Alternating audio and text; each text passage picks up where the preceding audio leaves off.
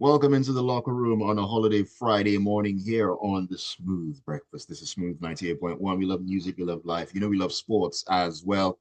And I'm feeling jiggy this morning because World Cup qualifiers people now. Some people are feeling apprehensive and like, oh, there's no hope and everything. But hope is all we have, people. Hope is all we have.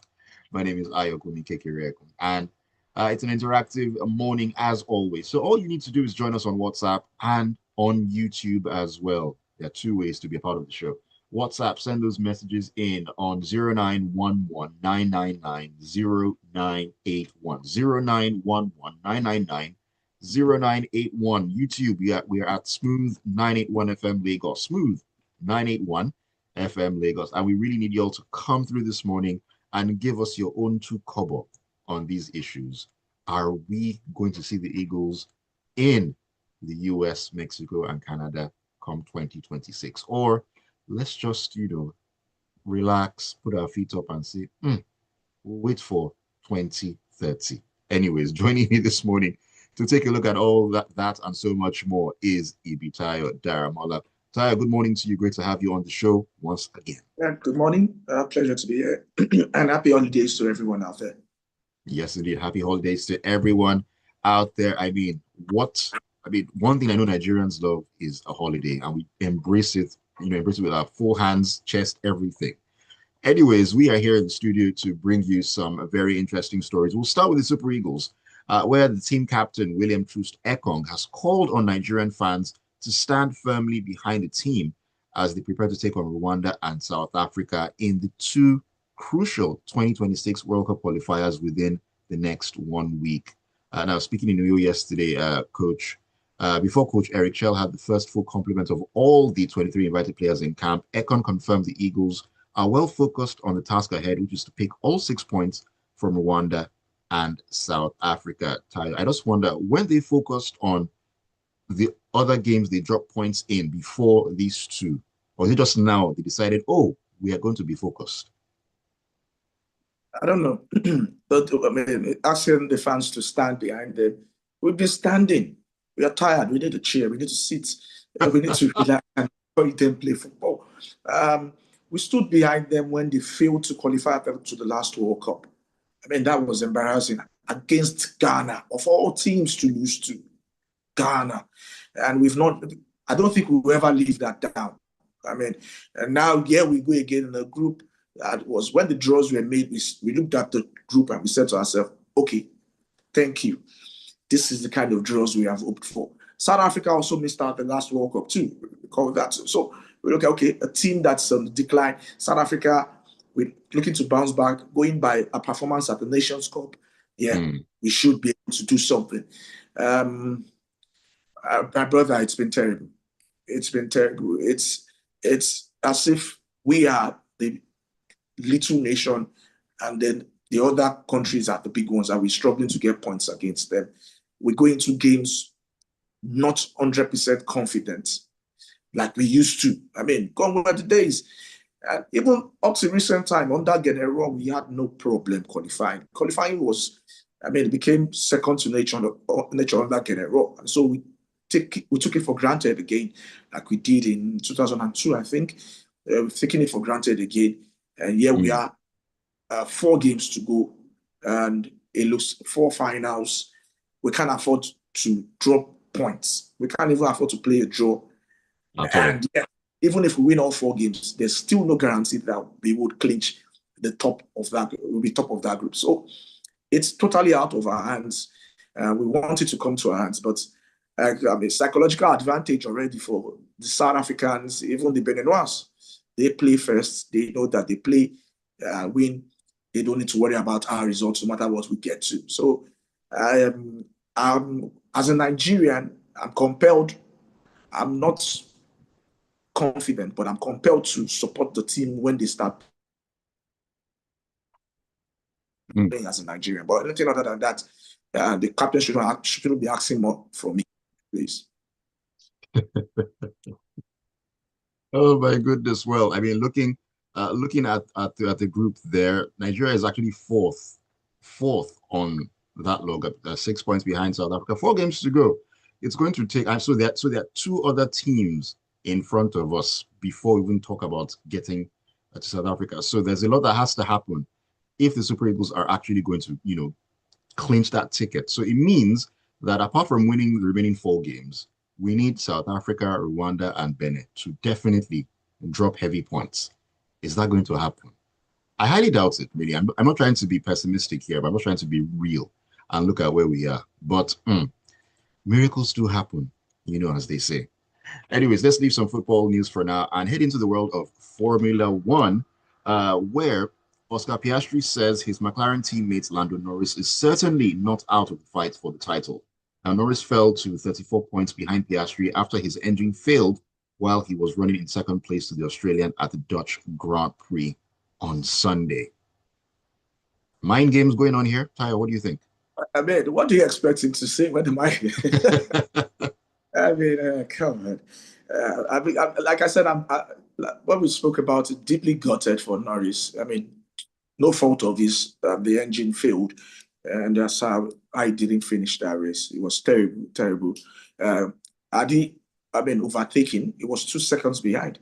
0.2 seconds at the point in time behind. Had he overtaken, it would have been 2 points, just 2 points behind in the race. Now he finds himself 34 points behind. What's the difference that can make psychologically and every other thing? Yes, it's not insurmountable, but it's a very, very tough task. He would have to win. I mean, the maths now is 9 races left. He would have to win at least 5 straight wins consecutively with Norris, Piastri finishing behind him for him to overhaul those points. But going by what races and how the races we've watched this season, Piastri seems to be the driver that's been making the less error than everybody else. He drives, It doesn't do extra. It just drives smooth. And sometimes driving smooth in Formula One is good enough. You don't have to be over adventurous or make dangerous maneuvers like the man Mad Max will do. I'm not talking about Max Verstappen. Max Verstappen, yeah. Dangerously. But he has been the smoothest driver so far, so good at all the races. The last of the European racing, yes, Monza, the famed Monza, the home of course, Ferrari, Italian Grand Prix. It's going to be quite interesting. Norris knows that if there's any hope at all, it has to start now. He has to have a psychological edge because after this race, they go on a 2 weeks break before they start going to Asia, South America, North America. They move around. No more European races. So he doesn't want to steal for 2 weeks, still trailing with that large amount of points. He needs to start clawing their back now and then working on himself psychologically because he's made too many mistakes this season. I mean, I've watched races where I thought he had that in the bag and then just one mistake, just one slip, making the turn too steep. And, he has to clean up his races. He knows that more than we do. And they hope that, McLaren have stuck to their, what they said at the start of the season, say, whoever is ahead, the race will favor the person. And so he knows that he can trust his team, but he has to do the job himself on the circuit. And he starts by qualifying first as pole. Luckily, he has the fastest time on this track, and maybe he can look to continue to maintain that. Maybe he can look to actually maintain that. Well, I think mind games are definitely. We already know it's going to be McLaren 1-2. There's no doubt about that one. Yeah. And it's going to be very, very interesting because talking about McLaren, if my memory, if I'm correct, they haven't won the F1 championship since 2008, and that was when a certain Sir Lewis Hamilton was still driving with them. So it's been a long time coming. So they're guaranteed the championship, no doubt about that. But which one of the two is it going to be, Lando Norris or is it going to be Oscar Piastri? We watch and we wait. All right, away from Formula One, let's talk about what's going on in the world of tennis. We're heading to Flushing Meadows in New York, talking about the US Open, where Novak Djokovic said that he's hopeful that he'll be fit enough to put up a proper fight against Carlos Alcaraz after setting up a titanic US Open semifinal with the Spaniard. It's the OG versus the young on in this one, Tayo. Yeah, I understand. Yeah, people don't think Djokovic can do it, but yeah, he's had 2 days rest now, which is really, really good for him. And the injury would have worked on it seriously. He's got some, you see them always coming to try and massage his shoulders to get it during the games. I'm sure he will be feeling much better, but there's something I worry about. He plays first, and that will be around 8 p.m. in New York, will be 3 p.m. 8 p.m. Nigerian time, 3 p.m. in New York. That's a crazy sun there. Would that get him to tire out quickly? I hope not. I hope not. The last 2 times they faced off is one, and in 2 major places. He won the Australian Open final. He won in the Australian Open semifinals. He also won in at the Olympics. Yes, that was a try and recall. He won at the Olympics too. 2 major scalps from Alcaraz is ahead to head 5-4. On Grand Slams though 2-2 on Grand Slams. I must say. But I'm sure he's pretty confident. So would Alcaraz be. Alcaraz has been on this crazy run since he went on that court. He won Cincinnati, and now he's in the semifinal. So 11 straight wins, which include a retirement from Cena. So Alcaraz is on high. But he's not done bad himself. Djokovic has not done bad himself. He's been playing tennis and winning against young stars. So age is a big factor, but to Djokovic, it looks as if it's just a number. Like I said, last time we spoke, before he played Fritz, I said, he needs to keep the points short. He doesn't want to go into a 5-setter, especially in that hot sun. Like I said, he's playing in the afternoon. Doesn't want to go a 5-setter with someone like Alcaraz. He wants to keep it short. Definitely. Wants to keep the points short. Hopefully win in a straight set. If not, winning 4, which he did in Australia. It's doable, but forget all I've said. He still points to Alcaraz because he's the man on the rise. The only reason why there's hope is because it's Djokovic, and we can't. I don't bet against him. Never have, never will. So that's the only reason why I've said so much about him. But Alcaraz looks like the man to beat, especially at this tournament. Hasn't dropped the sets yet, which is crazy.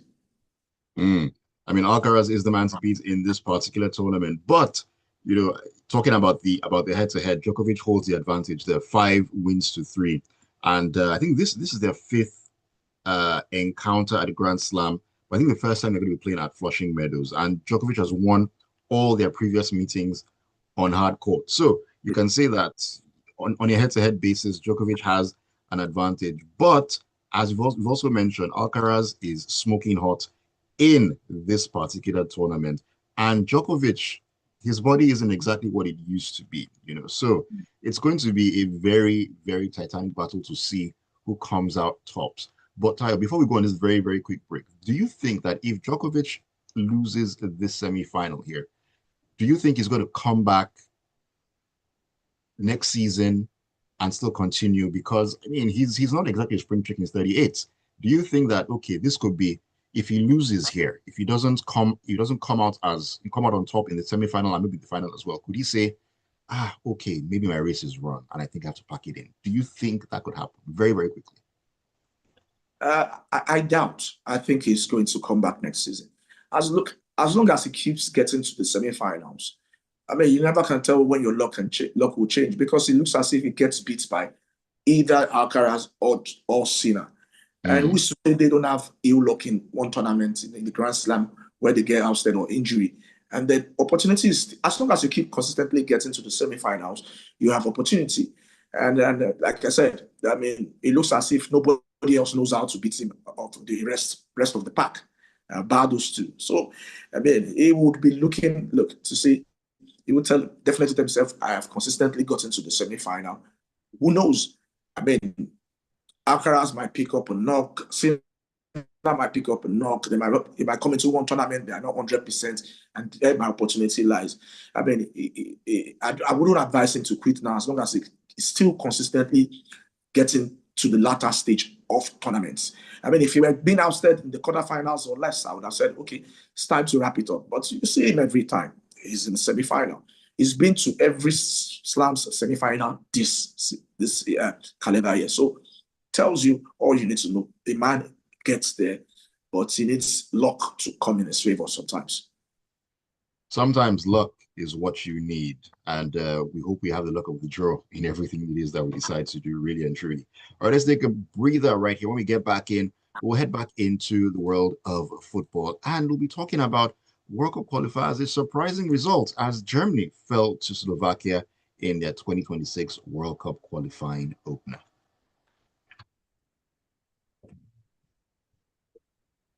What's going on with Germany? I don't understand. I thought they were on the rise again. Yeah. I thought they were on the rise again. They are. But football is football sometimes. I mean, sometimes there's no explanation. You lost. That's all. That's how. I mean, You lost no explanation. I mean, you look at some games and then you have no idea how you lost, but you know you lost. And so you just say nothing and just go back. You don't even have to go back to your drawing board because there's nothing wrong with how you're playing. There's nothing wrong with your system. It's just that you lost. Maybe this is the shock they need to. But Germany has never needed a shock to get them through qualifiers, like the English too. They just cruise through it, which is one of the most surprising losses ever in football. World Cup qualifier Germany losing. I've not had that in a long while. Man, this is a world statistic. This is Germany's first away loss in a World Cup qualifier and just their fourth in total after defeats to Portugal in 1985, England in 2001, and North Macedonia in 2021. Wow. They don't do losses. When it comes to World Cup qualifiers, Germany don't do losses. The European nation is littered with so many minnows, and it gets shared to the groups where they have the giants like Germany. Germany has been a giant in world football since world football became world football. So expect the record to be this impressive and this good. And so it's not a. I mean, ideally, that's what our record should be. Ideally, if we get to play against. You understand? Yeah. All those. I mean, people say, "Oh, there are no more minnows in football." I'm sorry, I proudly disagree. Not humbly, I proudly disagree. There are still minnows in football. Gabon just defeated Seychelles 2 days ago, 4-0. Madagascar, that's upcoming, just defeated Mauritius 2-0. I mean, there's some results that before you get onto the pitch, it's given. I mean, what will make hard work of this? That's when those that supports maybe their friends are playing and they tell you there are no minnows in football. They are catching up. Who is catching up? When we see them catch up with anybody? I mean, maybe when San Marino start to punch above their weight, you can now say, okay, there are no more minnows in football because San Marino are traditional whipping boys. Traditional. Yeah. In fact, for them to win a game is surprising. When they lose, like it's normal. It's normal. If San Marino plays England and they don't concede 5, I believe that they are catching up. That five gone. England no try. England no try because be like, San Marino 5, how?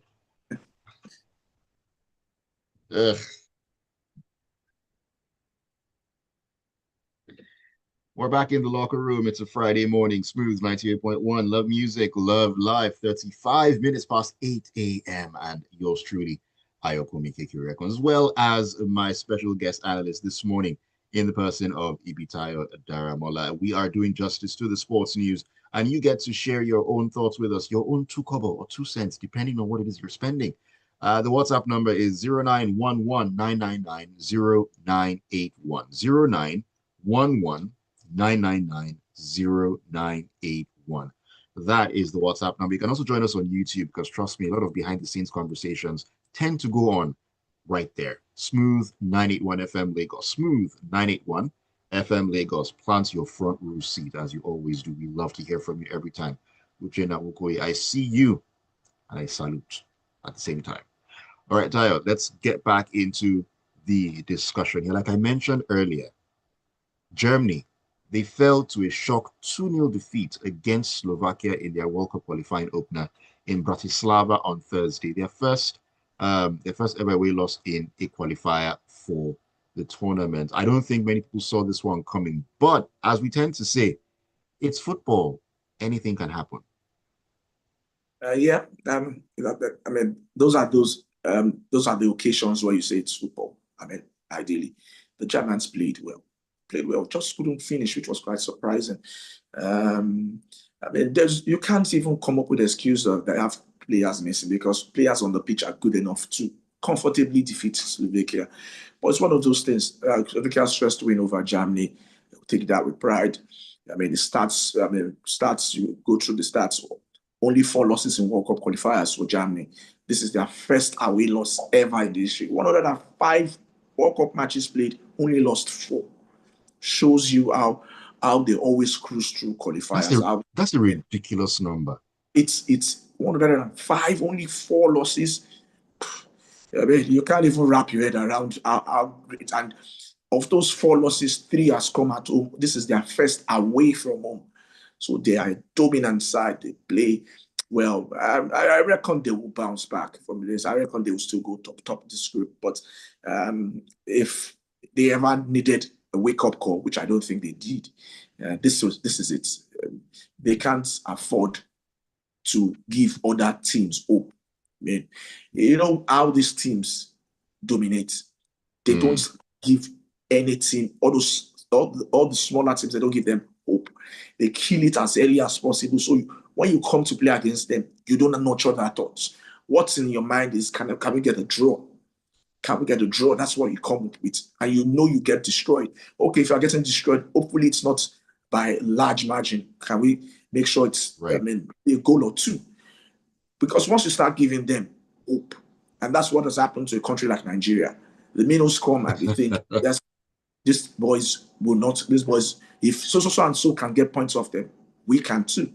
So you have to kill that off. I'm sure Germany, their next game would want to win and win convincingly. Ultimately, and the likes need to be clinical in front. The defense has to tighten up. Rudiger, man, sometimes you think it's world class. Sometimes you wonder, how did he stumble? How did he get to play for a team like Madrid and Germany? I mean, yesterday wasn't one of those games where he covered himself in glory, but I'm sure the I's will be dotted, the T's will be crossed. And I expect Germany to win convincingly in their next game. Well, let's see how that's going to happen. I mean, they do have a number of players who are out, and I don't know, this is just a personal opinion, but I feel that when it comes to the pool of German players available, they are not of the highest quality compared to the legends that we've seen pull on the famous white shirt. My opinion, that's my thoughts. You know, no, I mean, if Havertz and Musiala were available, they will both start. Say what you will about Kai Havertz. When he plays in the German national team, he slots right into the system. Musiala is magic. Everybody knows Musiala is magic. But forget that. Look at the players on the field. The striker for Slovakia was playing for Slavia Bratislava and just moved to Middlesbrough. So you can't even compare the players they have on the field.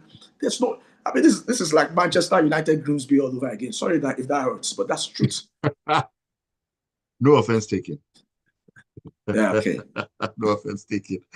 All right, let's keep it rolling. Still talking about football here, and let's head to London. Yes, where Daniel Levy stepped down as Tottenham executive chairman in a shock move on Thursday after a controversial reign lasting nearly 25 years. Now, of course, remember, Levy was driving force behind Spurs' £1.2 billion stadium and state-of-the-art training center. He's been a polarizing figure among Spurs fans, and he's been so synonymous with Tottenham. I mean, I didn't see this day coming, to be honest. I mean, he's one person that, I mean, you can't sit on the fence. It's either you like him or you don't like him. It doesn't come across as, lukewarm. It's hot or cold. That's Daniel Levy for you. And what he has done at Spurs should be applauded. Great. He has brought them. They are one of the big teams in world football. financially sound. They have a new stadium with finances. He's found a way. Building this stadium is considered also bringing in other sports. So, I mean, they also host NFL games, recall? I mean, so many things he's done for Spurs.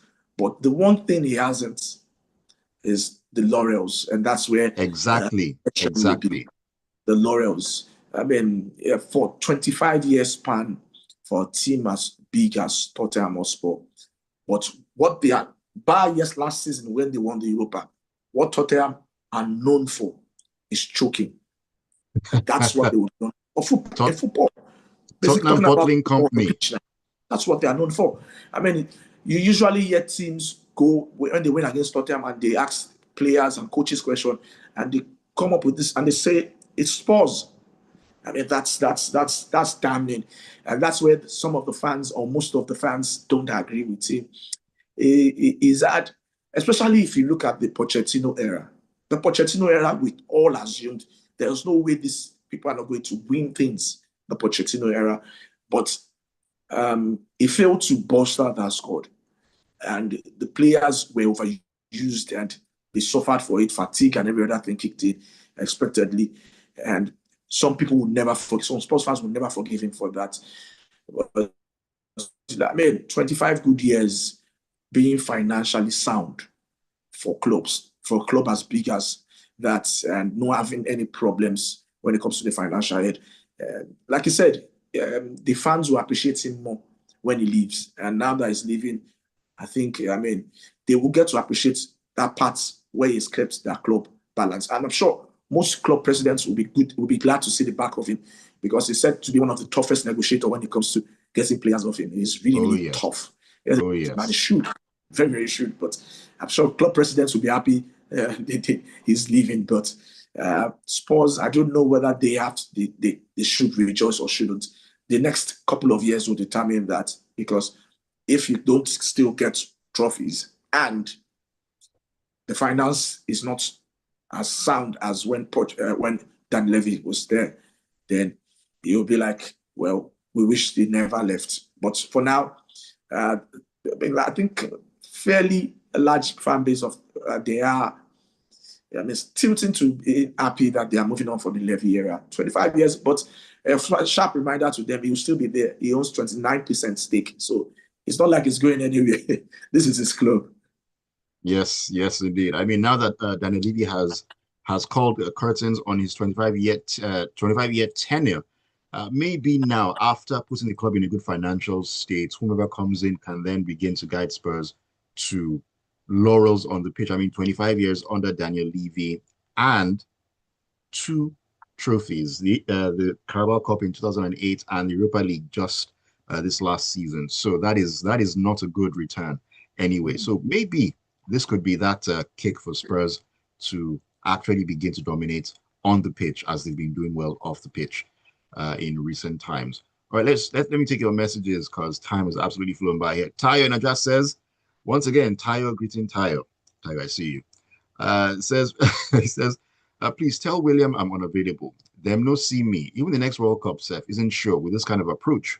We're in almost nearly we're in an almost nearly state and it's tiring. And then it says, Tayo Sabidi's football analysis, see where he hung Ayo, Man United like Declan Rice free kick. I couldn't think like that. Tayo, you are swinging dangerously close to blockage. I'm telling you. He then says, Daniel Levy as chairman became Tottenham's hero and villain. Hey, I mean, love him or hate him. It has to be on one side or the other. All right, this one is from Nathan Unjoku. Where have you been, man? It's been a minute. It's been a minute. It's been a minute. Welcome back in. He says, good morning, guys. Why is CAF delaying or reluctant to deduct the 3 points from South Africa? Make them do faster, beg. Make we know where we did. Nigeria will defeat Rwanda and South Africa no matter the Ojoro anybody or any team tried to do. The same way you defeated them in the return fixtures at B. Okay, Nathan, let's watch. He then says, most people don't know that Daniel Levy is not the owner of Tottenham. Some have even argued with me about it. It's high time he left. He leaves the club in a financial okay position, but football-wise, his handling has been poor, even with all the top managers that have gone there. This international break too long ago. Well, don't worry. Before you know it, we'll be back to club football. And this one is AY from Oniru, who says, watching Messi play his last home match in Argentina for the national team last night against Venezuela was a bittersweet experience. It was so emotional, marking the end of a glorious run. The curtain will fall finally any minute from now, and I'm still not ready to let him go. Well, as Elsa said in Frozen, AY, let it go, and so on and so forth. Let me head over to YouTube. Uchenna says, the Super Eagles need to get their acts together. The results in the qualifiers have been so poor. We can't win games that we should win without a fuss. We should go all out and get the victory. I hear you on that one. And then he further says, please, why is United getting a straight bullet this morning? We're ahead of City and just 2 points behind Arsenal. Also in the top half for the first time in 11 months. That is something. Okay, I won't support you on this one. This is like just trying to console. I won't support you on this one. Even though we're in the same, I won't support you on this one. How now? We're bigger than that. And then Abimbola Shukoya says, Ayo, please put things in perspective and say Spurs won the Europa League against Man United for a balanced, a balanced report. Did they win or did they not win? Does it matter who they won against? See, y'all are trying me, but don't worry. Season's still long. Season's still long. We got that day. All right, we have to go. Thank you so much for all the messages and cracking me up this morning. And thank you so very much, Tayo, for joining me this entire week and making it a fun time in the locker room. Yeah, big pleasure, my man. All right, have a great Friday, great weekend as well. We go again next week. And you too. All right, cheers. Lagos, thank you so much once again for being a part of the show. We love it when you turn up and make it a very memorable one. Keep it tuned to the Smooth Breakfast. It's going to be feel good Friday music, taking you into your day and, of course, your weekend as well.